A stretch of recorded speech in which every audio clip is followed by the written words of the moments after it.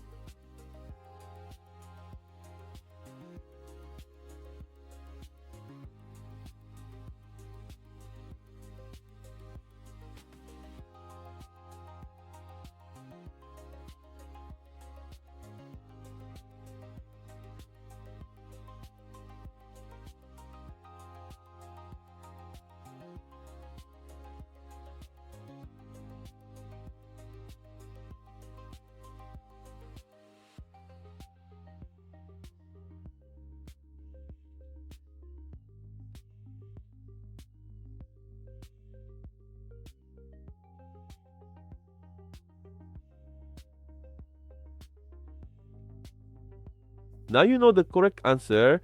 If you got it right, comment below. If you got it wrong, don't worry. This type of expression tricks many people. Leave your like and subscribe to the channel and follow the upcoming challenges. See you in the next video.